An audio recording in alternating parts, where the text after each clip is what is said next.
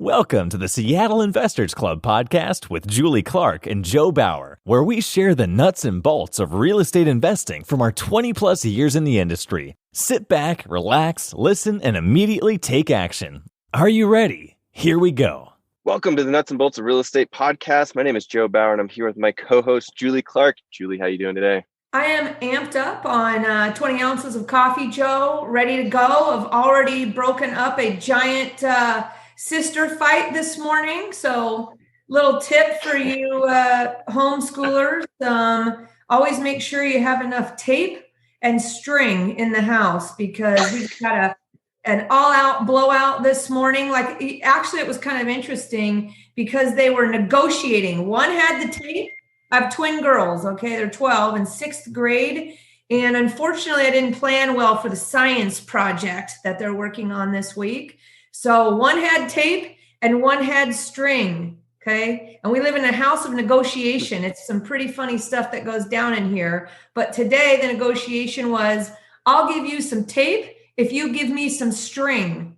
And it was an all-out blowout. And who won was, I guess the tape won today. So a lesson for me today is I don't have enough tape. I don't have enough string, and I need some new light bulbs because my lights are going out. So, hey, that's what I got going on. How about you guys? What are you up to, Joe? What fun place can we all be jealous about that you're at today? We just got to Steamboat Springs where we're spending the whole month of February here. Oh, okay. Boo-hoo. Dang. So powder? Yeah. Lots of powder? It's supposed to be coming. It's coming. Yeah. Well, we just got a huge dump here, up here. So I'm sure Baker and everywhere is going to be dumping out. If you guys anybody listening ever goes up to Mount Baker or Stevens Pass, give me a shout. It'd be fun to connect up there over here in the Washington State area. Adrian, that won't be you because you're in Florida. So like I was telling Adrian, the first place my girls want to go is Florida. So we're going to come down and visit you and Kevin Kalinsky. We're going to take Troy Fisher, our buddy, with us who introduced us to all you guys. And we're going to do a road trip to Florida sometime when we can get out of this mess. But let's jump into it today, guys, because I know we're all busy and we got a great topic because a lot of you guys are interested in mobile homes. And we have Mr. Mobile Home here, Adrian Smude. Is that right? How I say it? Smude, is that right? Yep, we got it perfect. Okay. Adrian and his wife, Erin, they specialize in buying mobile homes out in Florida, which I'm sure means they can tell you how to buy mobile homes anywhere. So if you're interested, all you guys are interested in mobile homes, today is your day. If you have no interest in mobile homes, then today is not your day. Sorry. But today we're talking about that. So first of all, Adrian, as I said, I want to give a shout out to your wife, Erin, who is an RN, is my understanding, and has been, doing her part to help everybody during this crazy world we're living in and these health challenges we're in. So, Erin, you're not with us today, but thank you, Erin. Shout out to Erin, everybody. And Thank second you. of all, I want to give a shout out to our friend Kevin Kalinsky, one of our new friends here to the Nuts and Bolts of Real Estate Investing and the Seattle Investors Club. For introducing us today to Adrian so we can get some good stuff going here on mobiles. So Kevin, we appreciate you mucho. There you go. Big kiss from me. And if you guys have not listened to the recent show that we did with Kevin Kalinsky, you guys it is probably one of the most commented shows that I've gotten feedback on. One of my favorite from my personal topics, definitely.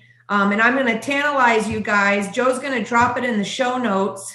His name's right on the podcast. Joe's going to drop it. You guys need to go listen to that. It's a long one, and it's going to be, you're going to thank us. You're going to thank Kevin, and we're going to thank Troy again for later for that one. So Kevin, thanks a lot. We appreciate you mucho and hope to see you soon. So let's go with this. So Adrian, him and his wife, Erin, have a mobile home investing business, and you guys call it My Wife Buys Mobile Homes. Is that it, Adrian? Yep. What's the reason for the wife part? Is that to attract more people? Or I know you guys are silly, so I don't know if it has some silliness to it or what. It started out with my shirt. I know that most of your viewers are going to be listening on the podcast, but my shirt I created years ago as an icebreaker and it just says, "My wife buys mobile homes," and has a phone number. And it grew into that being the brand itself. And it's for a few reasons. One, women are better for marketing. And it kind of lets people know that we're the people next door. We're not a big company. I think both avenues for real estate work, but I just have the personality of the guy next door. It just kind of grew to that, and people love it. So we went with it. I like it. I like it a lot. I'm going to turn it over to Joseph here and let him kick us off so we can get to know you a little bit better before we do our deep dive. So go for it, Joe. Yeah, Adrian, we love to get to know people a little bit better. So if you could dive us back in time and let us know how you grew up, where you grew up, and how that got you into real estate and where you are today. All right. Well, I grew up in Plant City, Florida. We are the winter strawberry capital of the world. And beginning of March coming up now is going to be our big strawberry festival, actually bigger than the state fair. Wow. And I grew up here. I never left permanently. I've only left to travel because I love the travel. And I moved in with some friends at the age of 18 or 19 into a rental house, and we were getting evicted. We were probably the worst tenants you'd ever want to have. We had pool parties inside the house. We had spaghetti wrestling parties. We were terrible tenants. I actually dug up some of our eviction notices, and one of them said, "Please stop parking the motorcycle inside of the house."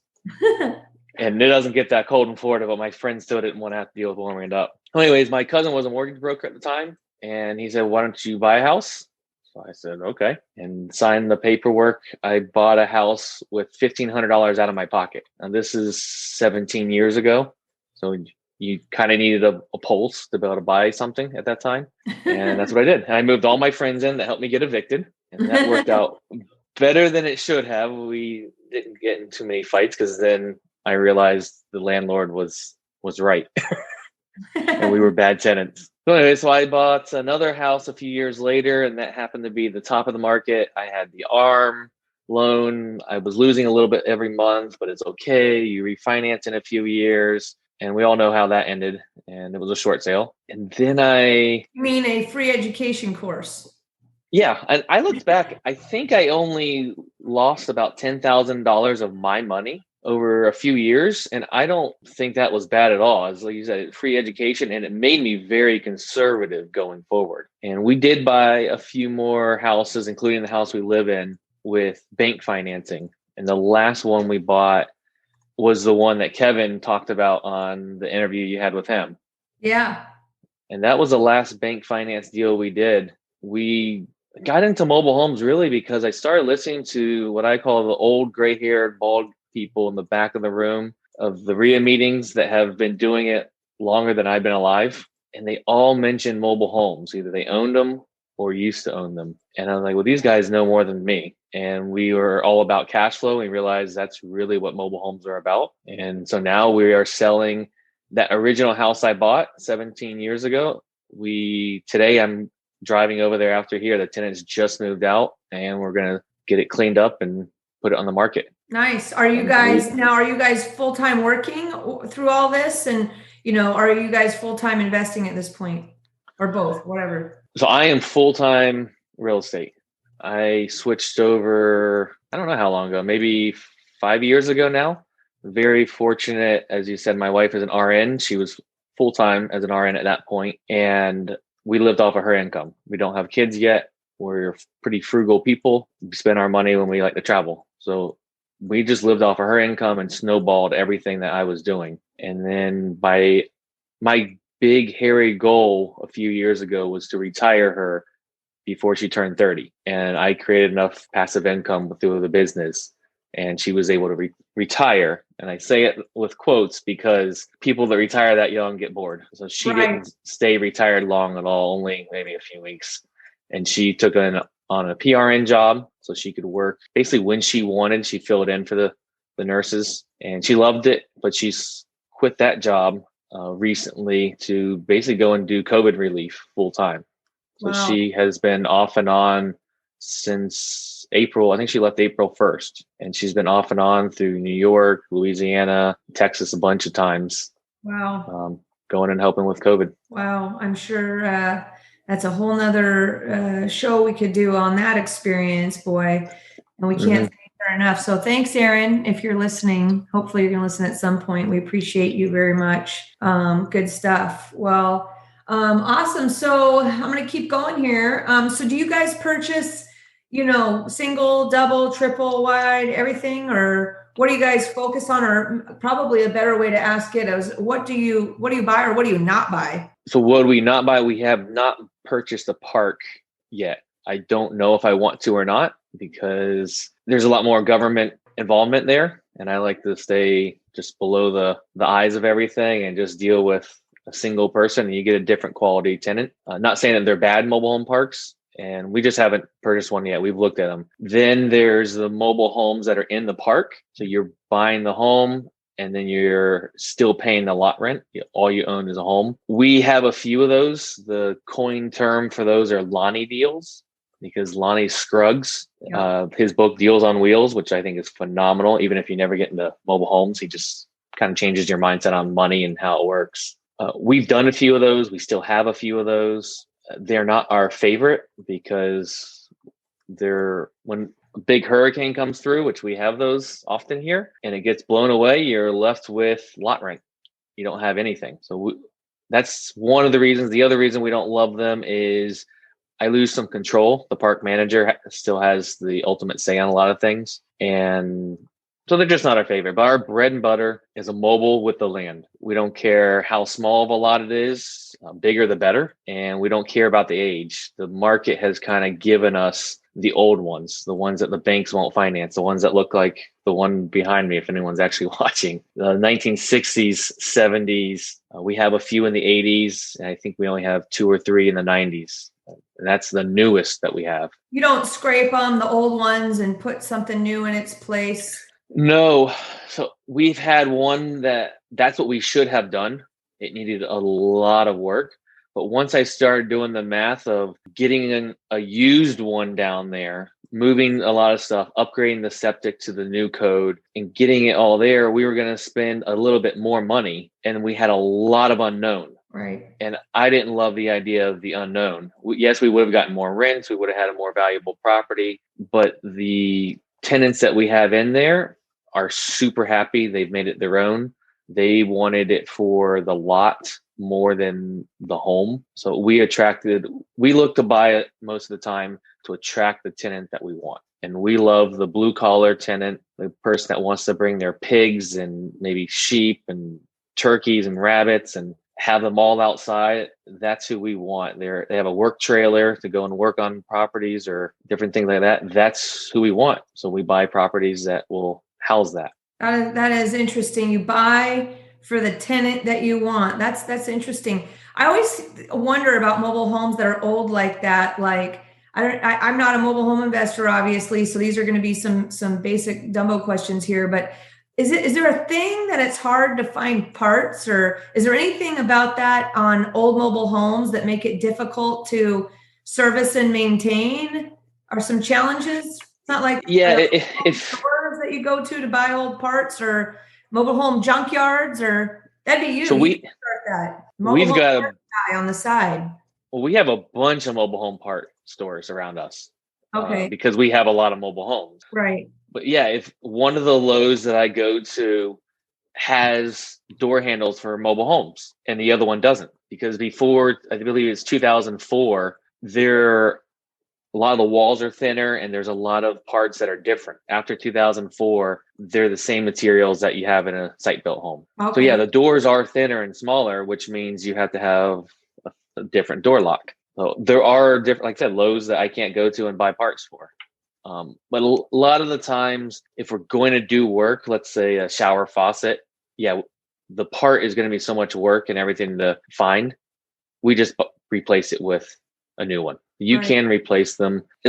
You're basically building on a frame. So you can replace and upgrade everything in it if you wanted to. If you're looking to just do a quick repair, sometimes it can be difficult on a really old one. So what's your MO on these properties? Are you, going back to where you say you're kind of buying for the tenant that you have in mind? Do you, how far do you take renovations on mobile homes, or is it more of a cleanup and rent?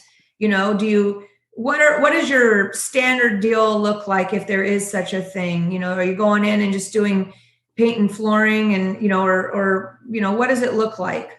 What is the ideal situation? The exact opposite. Okay. Our little niche has become, we make them safe, not pretty. And that goes back to the person we are trying to attract. I want someone that can make a few repairs, that can fix the flapper in the toilet, and they're not going to call me. So if the walls are maybe a real ugly color, the person that wants everything done for them is going to say, I don't want this place. Are you going to paint? And we say no. The person that we want, from our experience, will say, is it okay if I paint? And now I know they can do a few things to the place. Now I'm not going to have them go and do electric, stuff like that, unless maybe they're a licensed electrician.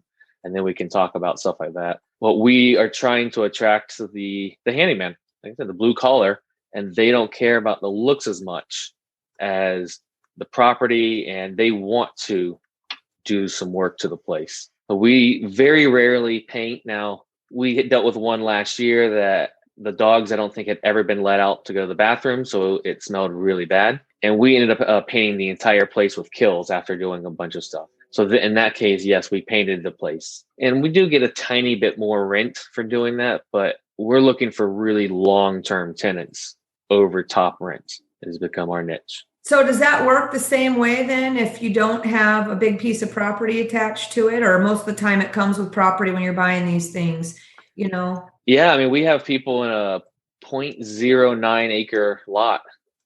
And the only reason that one turned over is because the lady's husband passed away. It was $475 a month, and we weren't going to raise it or anything, and she just couldn't afford it. And once she moved out, we did a little bit of work to the place, and I don't know, it's at $700 or $720 a month. Do you have like a standard? We know we're going to go in and we're going to, I don't know, I'm sure it's a screen share or something behind you, but we're going to go in and we're going to, what do you do with siding issues and stuff like that? Are there certain things that you're like, we're not going to buy that one because it's too beat up? Do you ever get it's too beat up? So especially these older ones, the water is your biggest concern. Water. If the roof leak has been there for a while, they just start like melting. The walls start collapsing. Termites love them. The floors are all particle board, so they just disintegrate. We don't give them to people with holes in the floor, with leaking roofs, windows busted. We obviously are going to make those repairs. Same thing with the electrical and plumbing, but that's about it. If I like something small for them to do. So let's say skirting. The skirting is what goes underneath. Yeah. The siding, I wouldn't normally let anyone do, because if they don't do it, it can still damage the home. But skirting isn't going to damage it too much, and we'll make an agreement. Hey, you have to have this done in the first 60 days of moving in. And I like them to do something like that, because then they are a little vested in the place, and we have found they take a little bit better care of it. That is such an interesting approach, right? Is that I've not actually heard anybody else ever say that the goal is to get the tenant to do the work. I mean, I know people are fine lots of times with tenants doing a little bit of work, but it's almost like a test threshold for you to pick your tenant. And that mindset, or that is an interesting insight into that. I mean, literally. So, do you ever buy things where you just almost just clean them and that's it? Oh yeah. I think the lightest we've done is we spent maybe $200 for a few items to be removed from the place and just put a for rent sign. We have bought a few like that. And then we've done full rehabs that we spent more than on the rehab than we spent on the property. I don't like doing those because I don't like to work.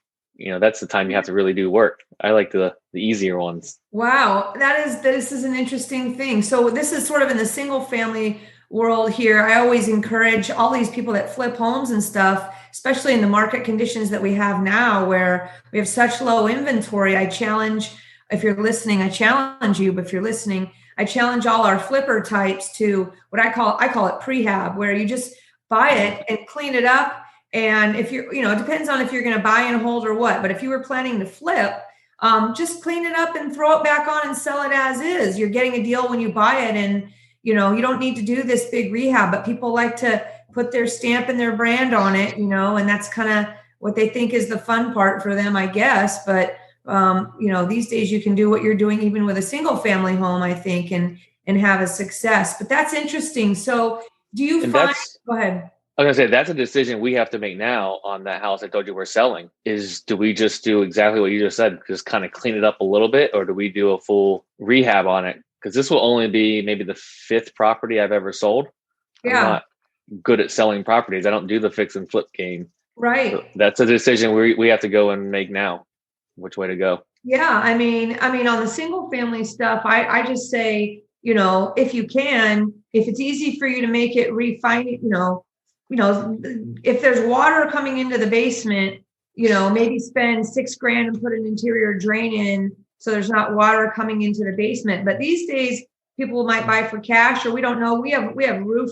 The blenders don't like bad roofs out here. But I usually just, when the market's tight, I wait for somebody to tell me that I have to replace the roof, and know that it may or may not come up, because most of the time we don't have to deal with it, even if the roof is bad. So, Wow. Yeah, tell us. I'm curious to hear how it goes for you and what you decide to do. I think in a market like this, less is more, and it's more risk to start spending a lot of money on something. Maybe just make the curvature nice, do some landscape cleanup and make it look clean, and that's about it. But I'm curious to see how it goes for you there. Do you guys invest in anything besides mobile homes, or you just focus on that niche? We've been selling our site-built homes one a year, and this will be our last one.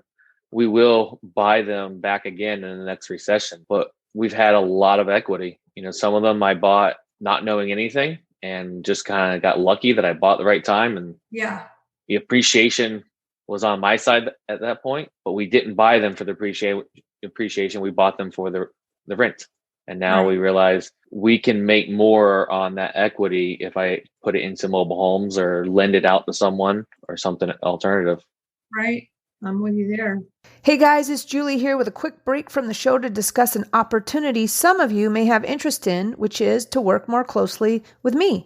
On almost a daily basis, I get calls from investors and brokers, both new and experienced, asking me for guidance or advice. I love helping you guys out, and it keeps me on my toes too. So with that said, I wanted to let you know that I have a private broker coaching community called the VIP Education Community. And the best part is that it's 100% free. That's right, it's free to join. So whether you're a traditional broker or a broker investor, my VIP education community offers personalized one-on-one coaching from not just me, but also from my experienced broker friends with expertise in all disciplines of real estate and real estate investing. We'll teach and share our modern marketing strategies, our tech and lead generation resources, plus teach you how to identify or offer up opportunities for yourself or for your clients using techniques such as seller financing, lease options, land entitlement deals, BRRRR investing, flipping, multifamily or commercial coaching, whatever you like. We've got it all covered for you. The future of real estate is changing fast, and to stay in the game, it's time to learn about all the options you can offer your buyer and seller clients, as well as, if you want, learn how to use those skills to grow your own real estate portfolio. If you'd like more details about joining my VIP education community, reach out to me at julie@seattleinvestorsclub.com or text me at 206-910-2985 or just send me a Facebook message. My new favorite phrase is community equals confidence. So let's navigate the future of real estate together. Now, back to the show. So do you find on these mobile homes, is there a common denominator? Like you seem to get a lot of people that are in bankruptcy or, that are, I don't know, tax lien or something like that. Or is it just all over the place, like it is with any other type of investments? Or mobile home people seem to fail in a certain department of problems? It's a question. No, the pain point has been all over the place.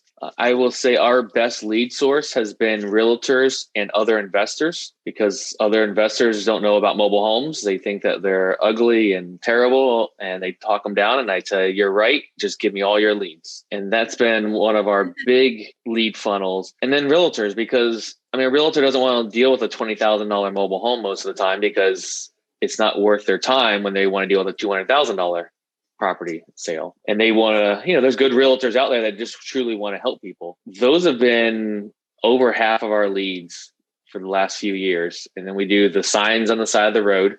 I've tried to replace those with Google AdWords and Facebook marketing, and we just haven't gotten the same return as the signs on the side of the road. So we're still doing those, but we're looking for something that's a little easier than the bandit signs. Yeah.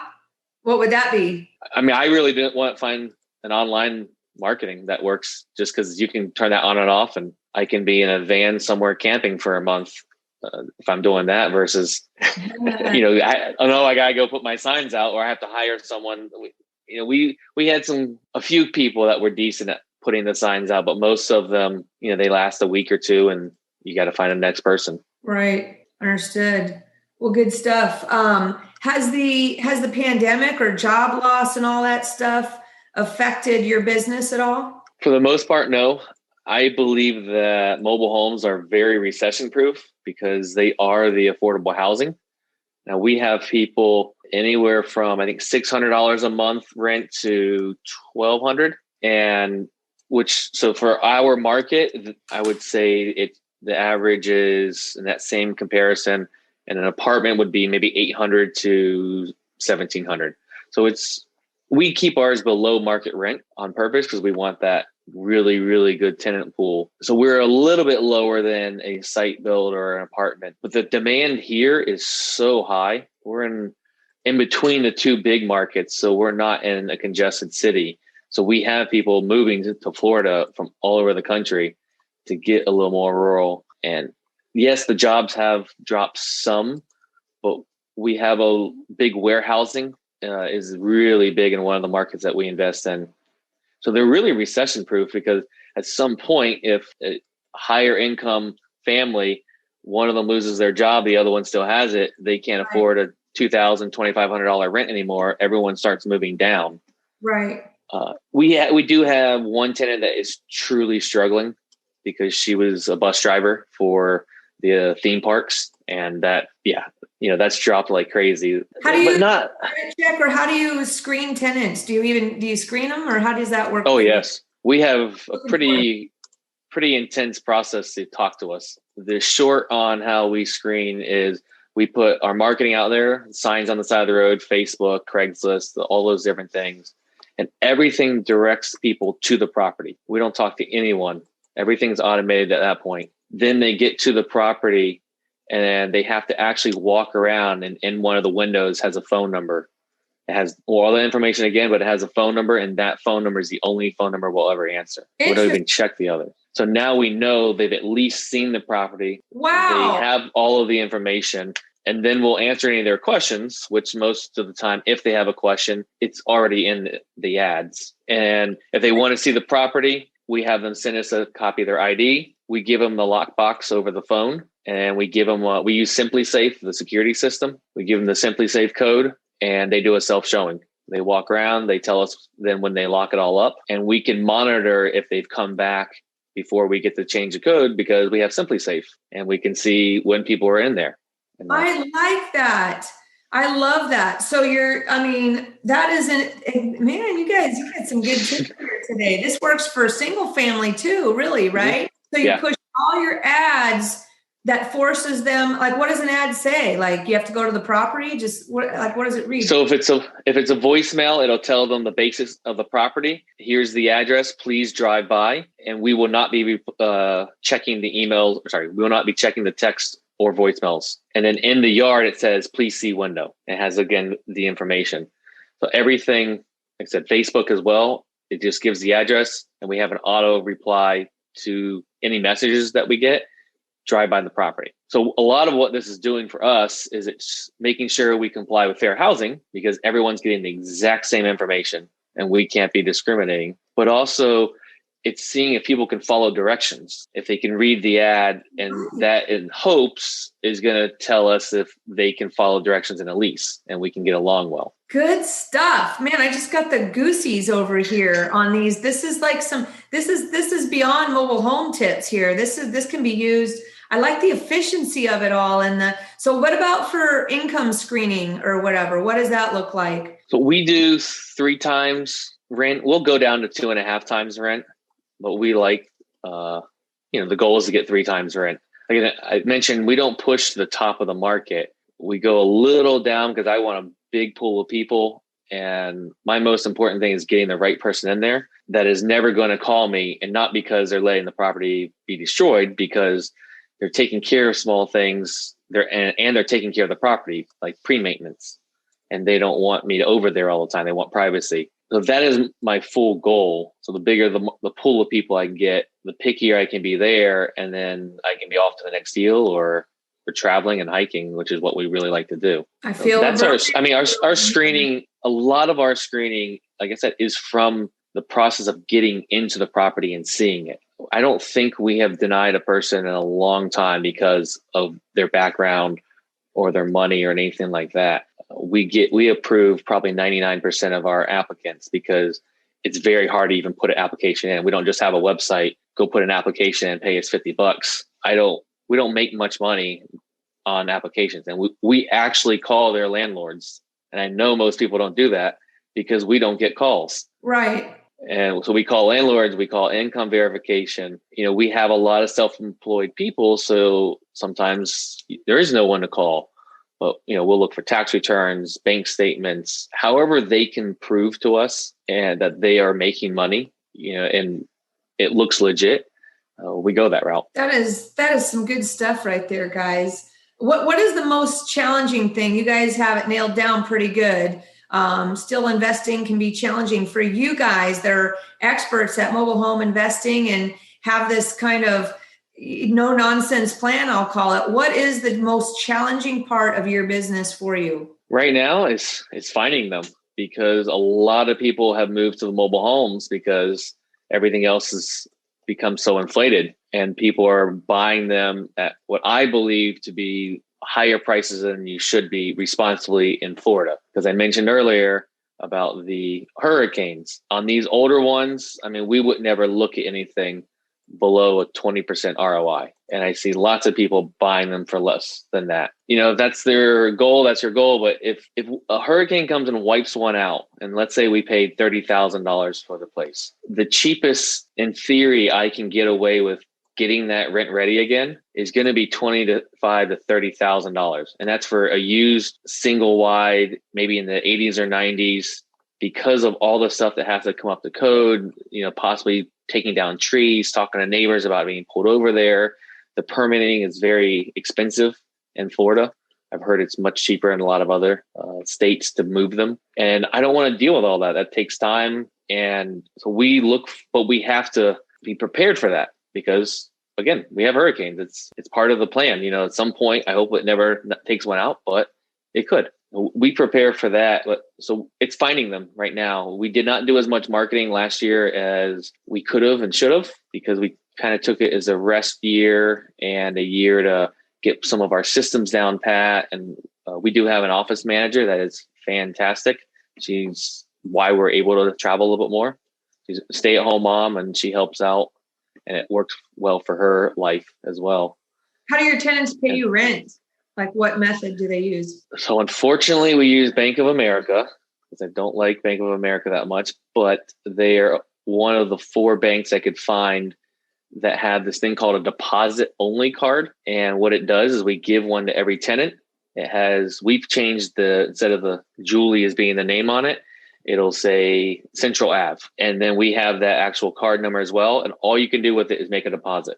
And you can do it any Bank of America smart ATM. And the reason we had to use Bank of America is they were within 15 minutes of all of our properties. The tenant's still not going to drive 45 minutes to go make the deposit. And they can make that deposit 365 days a year, 7 days a week, 24 hours a day.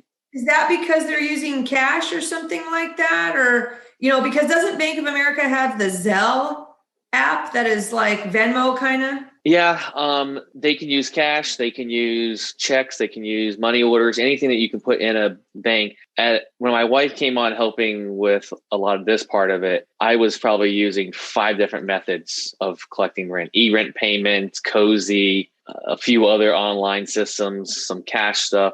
I found that you need to get a shirt that says "My wife handles the cash." She handles all of that part of it for sure. And she's like, you have a mess here. And she helped us get down. We decided on this this method because we found a decent amount of our tenants that are lower income, they didn't have checking accounts. So for any of the online stuff, they were literally putting money into an account once a month to then transfer all over to us. And then they were paying a $12 fee or however much the bank charges for having no money in it. And we just didn't feel like that was right to our tenants and setting them up for success. Now we have to pay, I think, $12 a month because we have so much cash deposited in 1 month, which is silly in my part, or my views, that the bank will charge you for putting cash in there, but that's a different topic. So we use that because there's zero excuses. You can't come up with an excuse for not being able to pay it. Right. The ATMs are very rarely down, and it works great. They get the card. They can be on vacation. They can be in Seattle visiting family, and they can still make their deposit. Like it. Good tip. Good stuff. We have a lot of investors that listen to our show and are part of all our groups that invest out of state. Even Florida. So this is all good information because we're not just all hanging out here in the Seattle area. So let's get on. So let me just ask you, so what does a typical deal look like for you? Like, give us the numbers on that. Like, you buy it for 20, you put in $1,000 and you rent it for, what does that look like for you? I'll say our typical deal 2 years ago, because it's definitely changed. We haven't bought a bunch in the last year and a half, 2 years.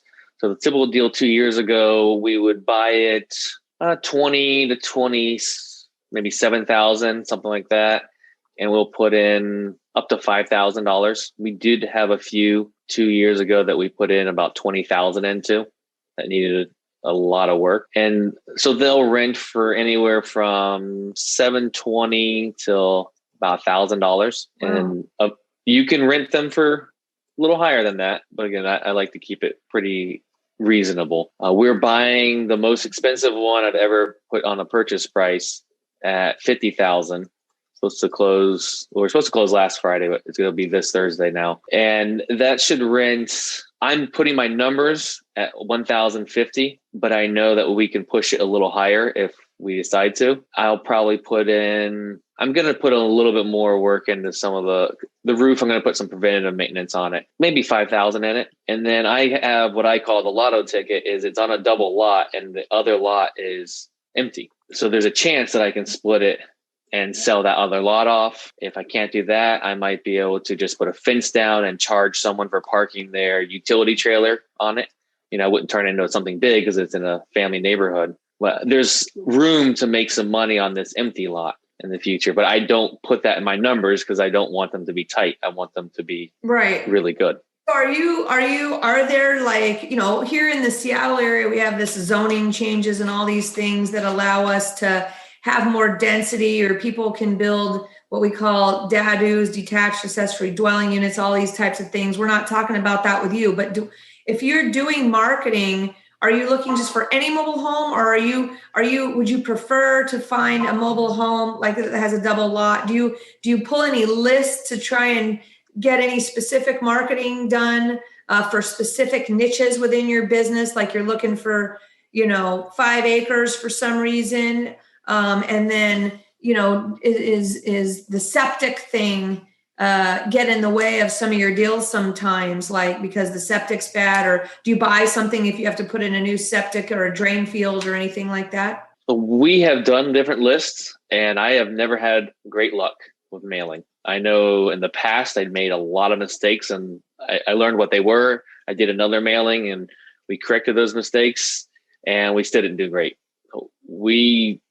I don't know, mailings are just not for us for whatever reason. The answer to the septics, this is not what I recommend people to do, but we just buy. And every once in a while, it screws us over because we didn't check the septic and we have a $5,000 unexpected cost. And it happens every once in a while. I look at it, if I'm buying at a 30% ROI or higher, I can have a little screw up and my return is still good enough. Yeah. And that's more my goal. You don't have do you inspect these properties when you buy them? Or what do you do? When you get a lead, what's your process? I walk it and I inspect it, and that's really it. I am not the best at estimating rehab costs either. So that's another reason I have. Which rehab either, right? I mean, yeah. I mean, I've gone through even those bigger ones that we did a few years ago. I mean, the rehab cost was much more than I expected. And I just learned I have to get a really good deal up front to cover up my screw up on the numbers. That's how I deal with my rehab. It's interesting because, we're in such an expensive market out here that we literally can almost like not make deals happen unless we force the value add situation by being able to collect more rent by adding value, right? Mm-hmm. I am certain, though, I bet you people out here could buy mobile homes with the same mindset that you're doing, right? Where just don't spend a lot of money. I'm curious on what that looks like out here or in Eastern Washington or some of these places, or on the mobile home situation with the no cleanup. I do like regardless of what anybody owns, I do love your idea of sending people the property with a note in the window. That's hilarious. That's so smart.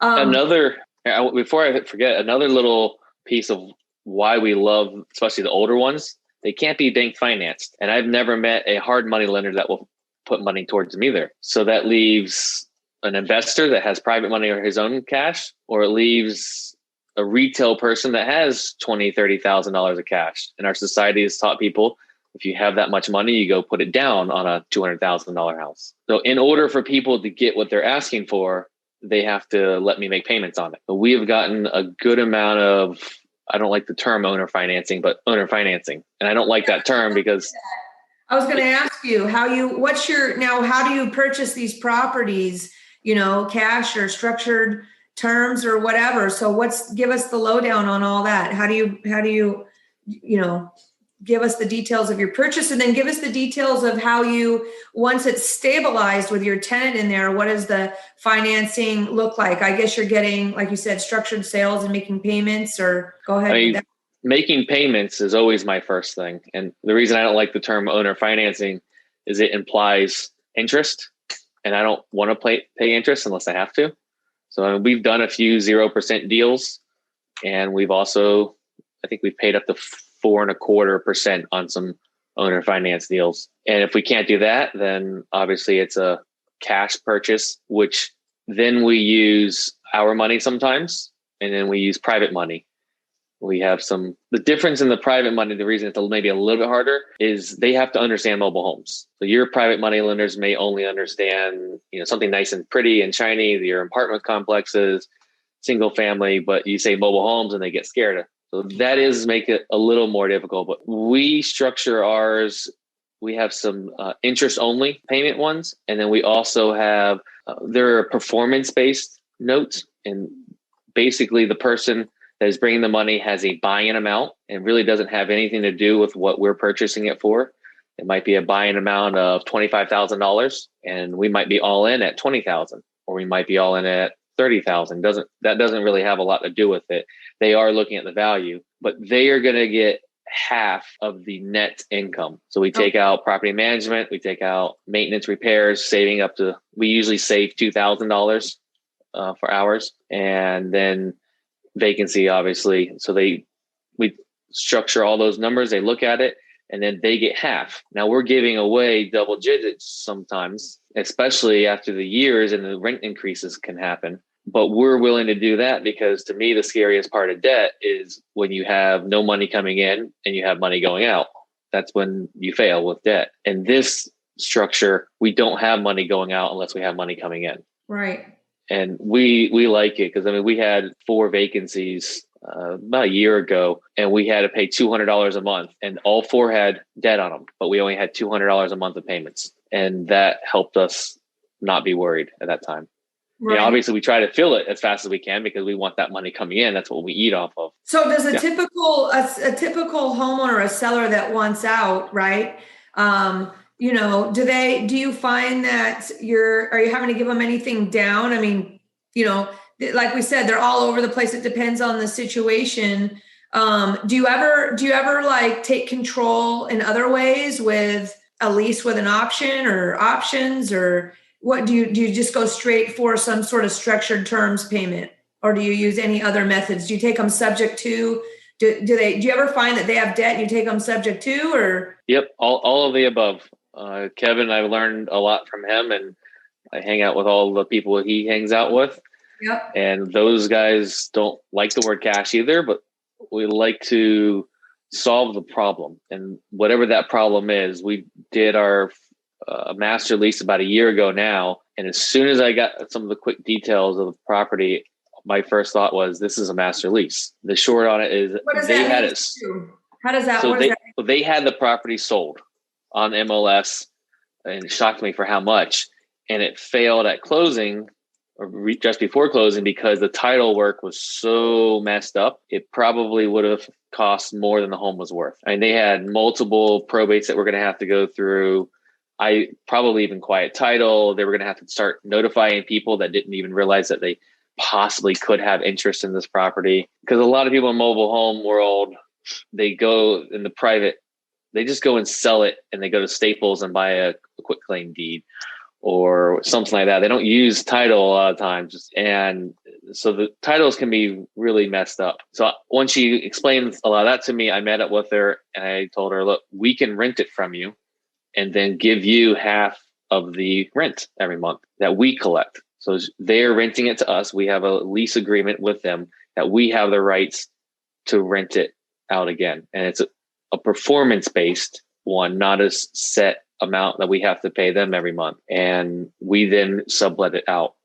David Tilney, that's the guy that I learned it from. He is phenomenal at that stuff. I've taken his course numerous times, and a decent amount of my property management stuff comes from him too. Well, Kevin, you guys need to get him on here. I think David has let's give David a shout out. Does he have some sort of course or something coming up? When is that? It is the month of February now. I don't remember the date. He got online because of COVID, and his son-in-law is helping run the Zoom and everything. And I was on his first one that he did online. It was great, just as good as in person. Yeah. It's my fault. Sorry, Kevin. I got super busy. Been trying to hook us up with David to promote his event coming up, because we're hearing such good things and how he is the man. So maybe Joe, you can find something, or we can ask Kevin and drop it in the show notes here. To help promote his event would be awesome. David Tilney's event. And I'll see what Kevin sent me about that, but good stuff. So now do you find, do you find that people, or is it just all over the board? Like, what do they really want when they're selling these places, when they're leaving? Is there any type of, do you have an MO? Like, how do you approach it when you start? You meet somebody, you listen to their story, their unique situation, and then you, I'm sure, build your conversation that you're starting around that. And do you always offer some lowball cash number and say, but I can pay you more with terms? Or do you always start with terms? How do you approach the conversation? So mine is always, assuming their price is semi-reasonable. If it's double of what retail is, it's a different story. But if it's semi-reasonable, I always tell them I can pay that if it's on payments. And so that's where I start with it. And that's assuming, so I've already asked at that point about a mortgage or any liens or debt on it. And because if it has a mortgage on it, then we talk about a subject to deal. And we've done some of those. And we've done, like I said, the master lease where we're just subletting it out. We like to get control of the property. So we would rather have it in our name, just in case anything happened. And a lot of what we're trying to buy around what we feel is the land value, so that our worst case is we own this land. I just look to solve the problem. I mean, really, if it's not me, that's fine. If I think it is better as a fix and flip, we do wholesale it then. But we will do a little bit of wholesaling. Or if I just think this needs to be a retail sale, we'll talk to them about that. Most of the time, they don't want to go that direction if they contacted us, because the same reasons, as you guys deal with, is they don't want people walking through the home, or they need to sell this week because of a job transfer, whatever that reasoning is. But we do always ask, well, why don't you just sell it with a realtor? And we just try to solve the problem.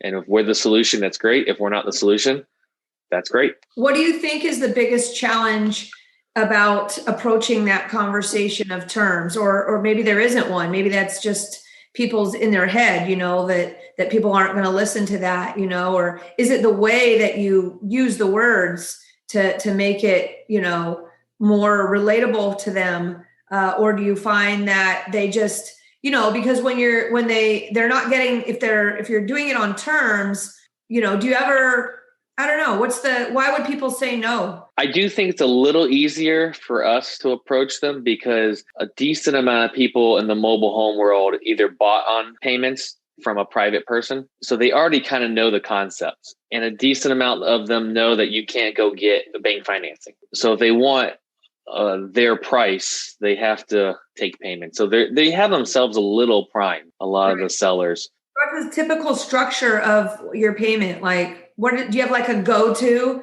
almost like, or, if you're, your goal is to maybe just do, pay no interest. Would that be one of your goals? Do you have some goals when you're getting started? Like, if I can get it to look like this is what I'm going to work towards, but I'm going to listen to see if that's possible. But if anything's possible on this deal, what would be your perfect structure? So I play with the financial calculator before I go see them. So I have numbers in my head of like the most I can afford to pay monthly.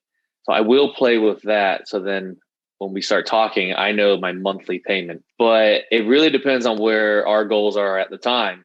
We did buy a negative cash flowing property 2 years ago. So we did a 1031 exchange, and we exchanged out of a $200,000 house into 7 mobile homes.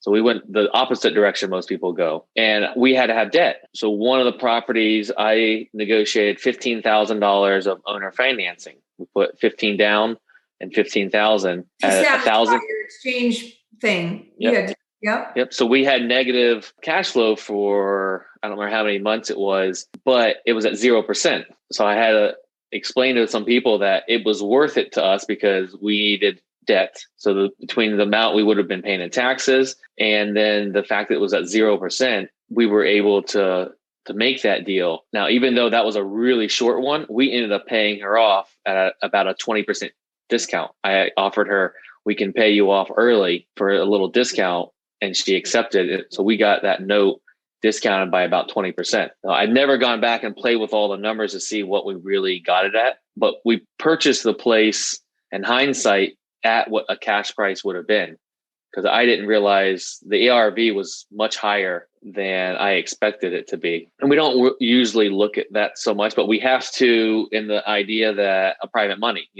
they still want to know what could it be sold for. And the rent was also a little bit higher than I expected it to be. So in hindsight, we could have paid what we got on terms and cash. And I keep kind of mentioning back that a lot of things have been a surprise to the upside.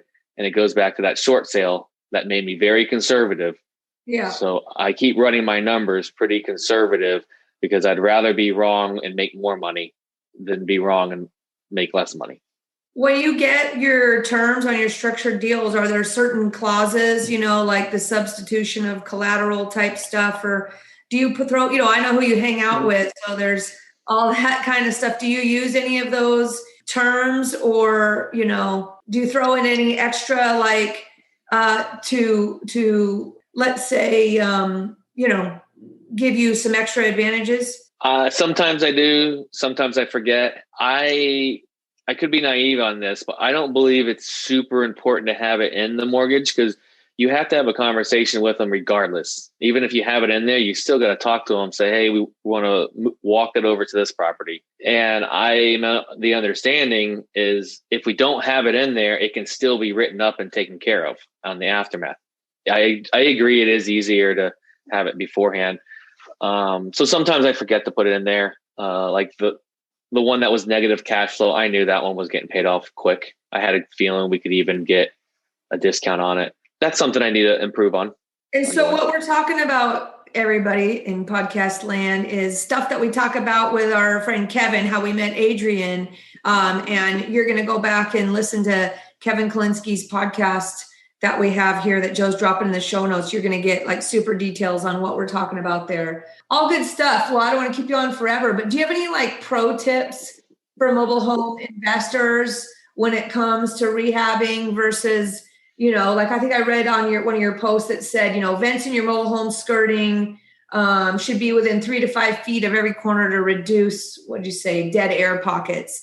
That's a mobile home thing to say, right?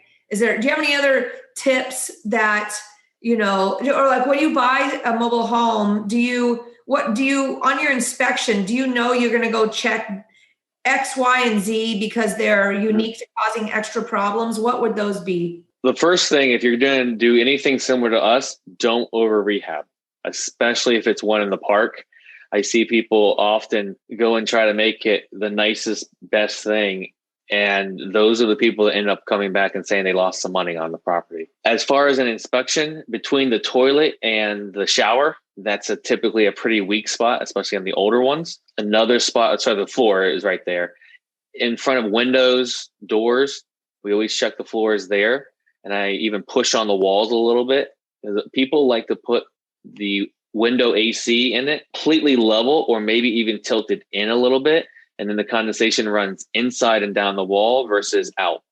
So they're supposed to look, the window shakers are supposed to look a little ghetto where they're hanging out.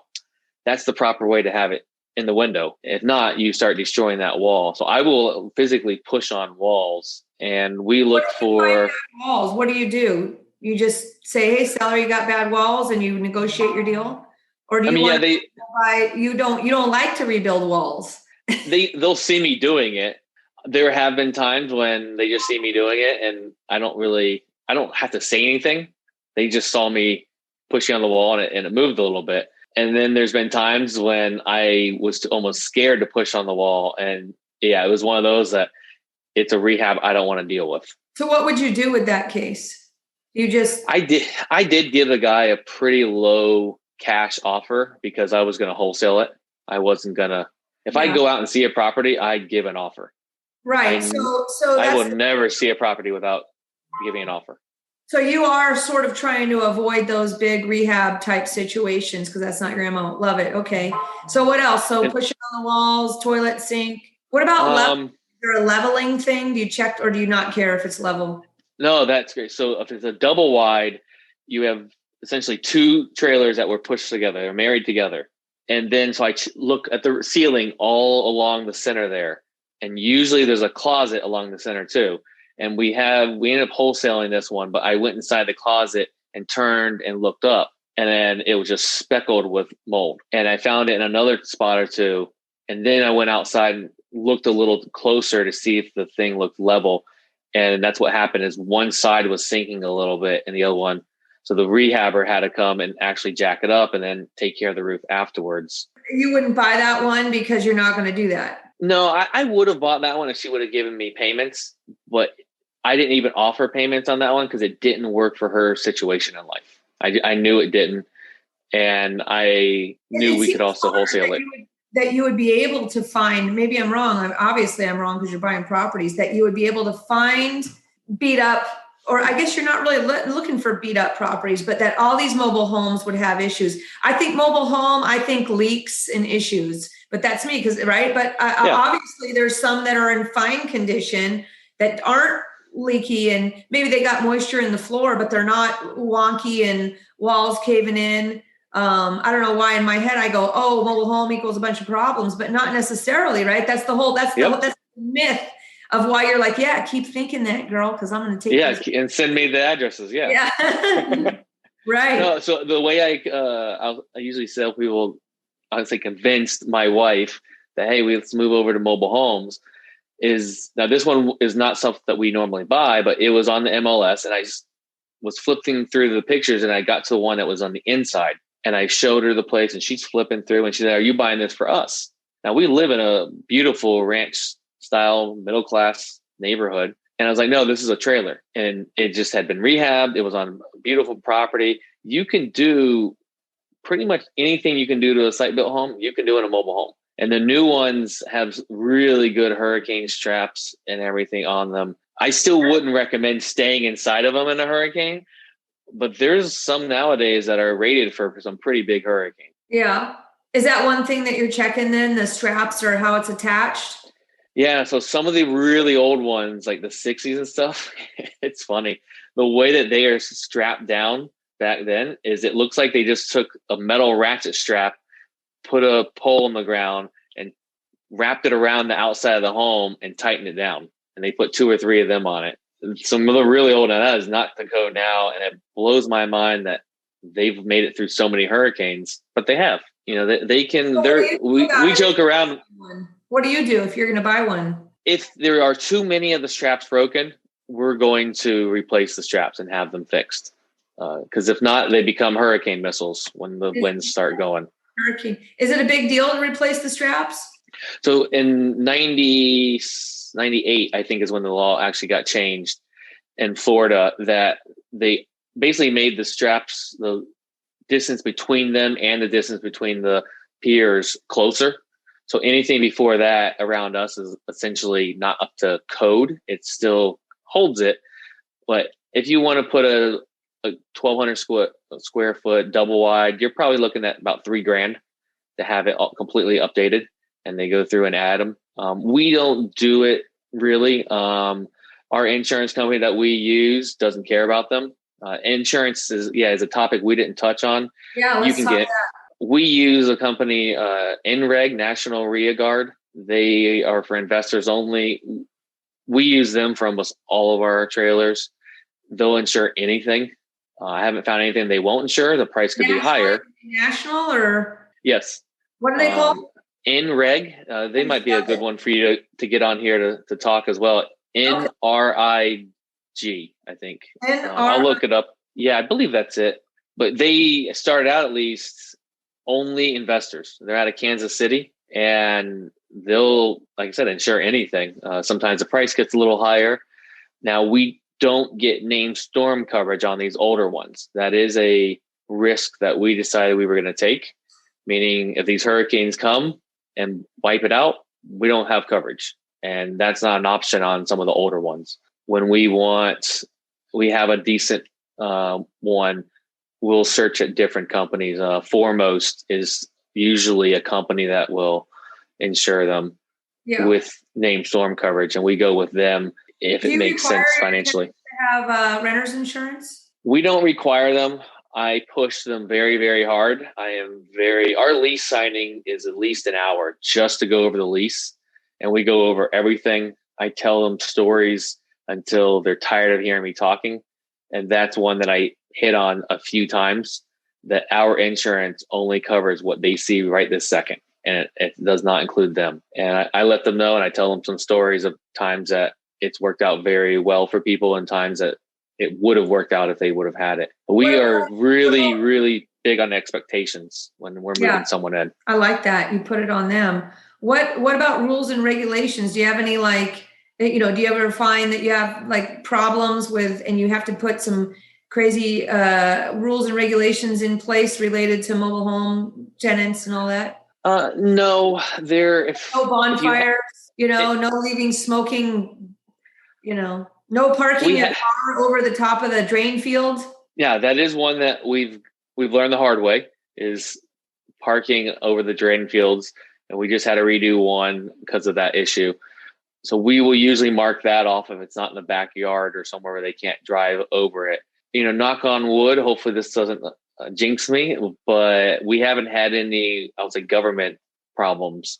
But that is an issue with parks sometimes around us. I have some friends that own them, that they can only replace the mobile with a like kind, meaning we don't really know what the real meaning is because he hasn't had to go and do it.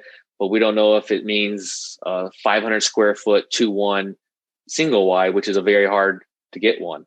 I haven't heard of any of those issues on just a single home on land. And our area is not completely against mobile homes. We have a lot of them. I'm only an hour, if that, from Kevin, out that direction in Tampa and St. Pete. They are starting to push away from mobile homes, because they can make more money on taxes on a taller structure, especially if they can do multi-story apartment complexes. They can make a lot more money on taxes. So they're basically trying to phase out mobile homes. Well, I have one last question here for you. It's going to throw you for a loop. You ready? All right. I'm ready. All right. What does, I'm cracking myself up. What does emo Ilibom Yub mean? Is that for my Facebook post? Yes. I like to put silly, fun posts out there, and that is we buy mobile homes backwards because it was backwards day. Yeah, I was like, I like this guy. Right when I saw that, I used to talk and code with my friends, right? About Eluge Krauk. That's me, Julie Clark. So okay, I love it. I love it. Well, that's all. Yeah, we try to put at least a post out there for one fun holiday a month, and some, I'll just say, education stuff out there. Of course, we're trying to buy mobile homes, so we put stuff like that out there, and I'm just trying to make it fun. I love it. If it's not a fun page to follow, people are not going to follow it and comment on it. And Exactly. Yeah. So if you guys all do want to follow Adrian and what he's up to, where should they go? They should go to mywifebuys.com is your website, right? Mm-hmm. And they can reach your social media channels on there as well. Yep. They're all on there at My Wife Buys Mobile Homes on Facebook. And that's where I'm the most active. I really haven't figured out or fully even want to figure out Twitter or Instagram, but we're on there. I think it's at My Wife Buys. I'm looking for a bot to do all that and just take what I put on Facebook. Yeah, you got some good tips on there. So maybe we'll twist your arm. If we get some people that are asking a bunch of mobile home questions, maybe we'll twist your arm to join us. We have every Thursday, we have a kind of a roundtable meetup. Kevin's been joining us here and there as well. Maybe we'll send people over to you that might have questions. Like we said, we have a lot of out-of-state investors here, or people that might even be able to give you some leads off that way in Florida. Who knows? But it's fun. You're a fun guy. We appreciate it. Thank you. I would love to join one Thursday. I need to just put it on my calendar a little further out because I keep overbooking myself, because I love masterminds. It's fun. That's what it sounds like. It's essentially a mastermind. I'm a part of a few of them. I started one with a friend. I think that's a huge key to my success, is just talking to other people, learning what they're doing, giving advice back, and it all comes, I believe in karma, so it all comes back. Right. I love the whole, I'm stealing, there is actually a group called Collective Genius. You may or may not know about it, but I stole their term, Collective Genius, because that's really what it is a bunch of people just helping each other and swapping ideas and resources and all that kind of stuff. And so we do that every Thursday, Pacific time here from 11:30 to 12:30. You should join our Seattle Investors Club Facebook page so I can tag you maybe sometime. I'm on there. So good. Tagging me will be very good, because I get on Facebook and have all these alerts and I get overwhelmed on it and then just kind of give up. Yeah. But when it's the group thing. So if you tag me, that'll actually get me looking at it. Awesome. Yeah, I would love to help out with that. Well, we have a mobile home expert in the house now. Woo woo! Right on. Good stuff. Awesome, Adrian. Well, we're gonna cut you loose today, and we appreciate your time. And I'm sure we'll be hanging out with you again sometime soon. And where can everybody find the details of today's podcast, Joe? And we'll get wrapped up. Yeah, you can get all the show notes and all the links that we've mentioned today at seattleinvestorsclub.com/139. That's seattleinvestorsclub.com/139. And make sure you guys check us out on YouTube, seattleinvestorsclub.com/YouTube. We'll get you there. Awesome stuff. All right, guys. Well, over and out for today. And Adrian, we'll see you soon on some Thursday, if not before then. All right. Awesome. Thank you for having me.